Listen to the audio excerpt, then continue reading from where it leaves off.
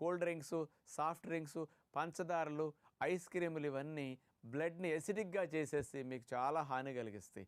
అదే కొబ్బరి నీళ్ళు తాగితే ఆ యాసిడిక్ నేచర్ని బ్లడ్లో తగ్గించి సెల్స్లో తగ్గించి చాలా రక్షణ కలిగిస్తాయి అన్నమాట. విన్నారు కదండి.